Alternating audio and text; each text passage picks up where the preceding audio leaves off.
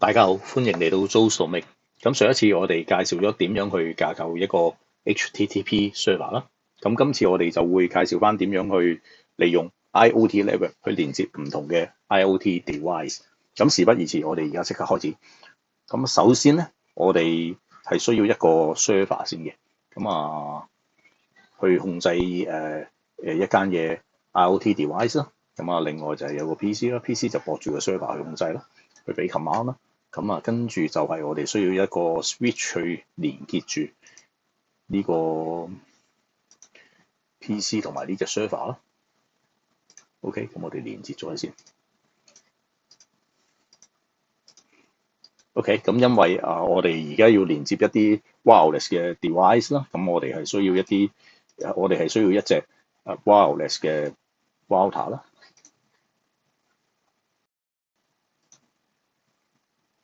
wireless 嘅 router，OK，呢隻啦。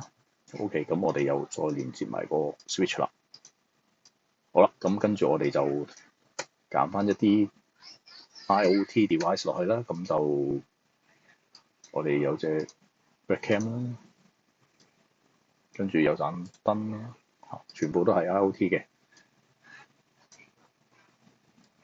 跟住有把風扇啦，即係全部都係無線可以控制得到佢哋啦。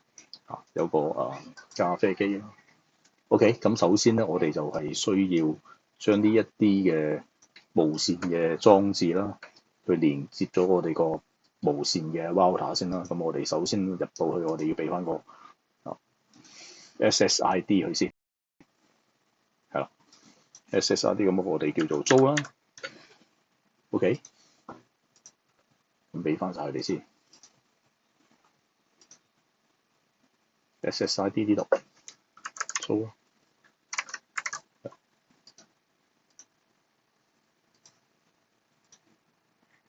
係啦。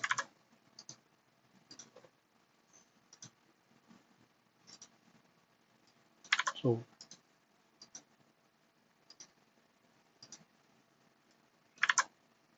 OK，好啦，咁大家都見到啦，咁全部都連結晒啦。OK，咁我哋下一步咧就係去 set up 隻 server 啦。首先第一樣咧，我哋需要 IP address 嘅，咁我哋assign 咗個 IP address 俾咗呢隻 server 先，咁佢就係叫做192.168.1.1啦。OK，好 set up 咗呢一樣嘢咧，咁我哋之後我哋就要用呢一隻 server 就去 provide 一個 DHCP 嘅 service 啦，去 assign 一啲 IP 自動 assign 一啲 IP 俾我哋嘅 PC 啊，同埋我哋啲 IoT device 咯。咁我哋 tick 著咗個 DHCP 嘅 service 啦。start IP address 我哋由10開始啦。最多我哋可以關到10部機啦。咁 save 咗佢。OK，咁就 OK 咗啦呢度。咁跟住咧就係我哋係需要去個 service 嗰度係 IoT 呢一行咧，咁我哋開翻咗佢，然後咧我哋就可以去呢個 monitor 嗰度去開翻啦。係啦，咁因為呢個版本嘅 Packet Tracer 咧，佢一開始佢係冇得俾我哋去 register 個 account 嘅，咁所以咧我哋要再一次入去。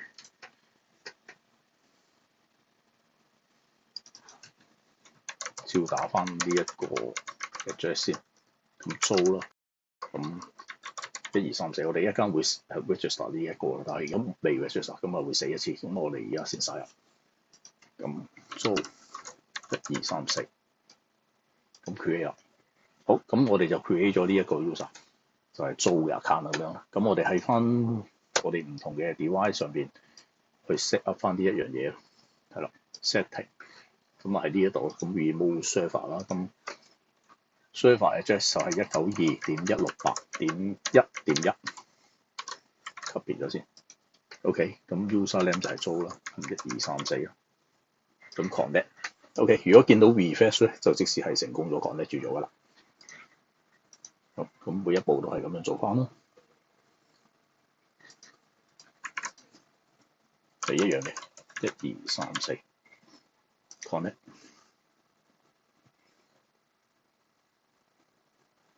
OK。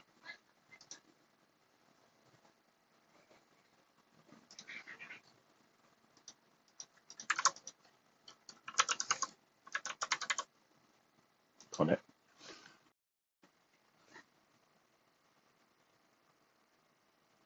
OK。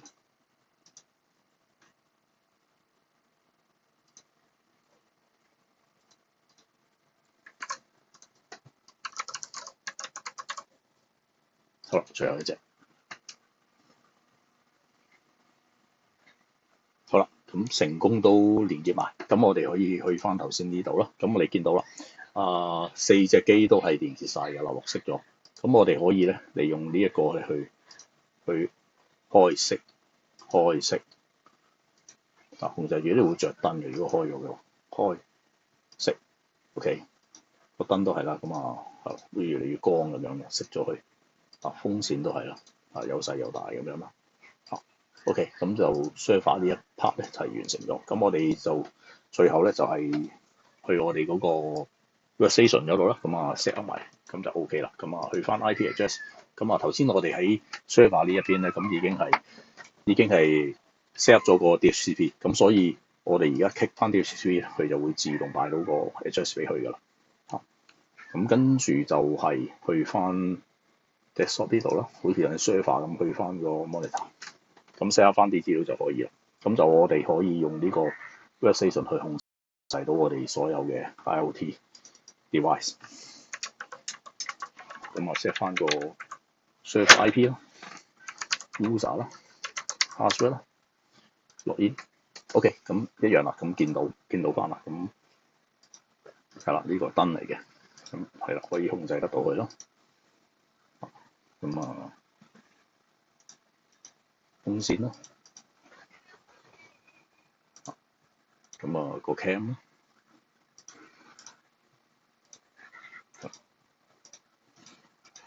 個咖啡機咯。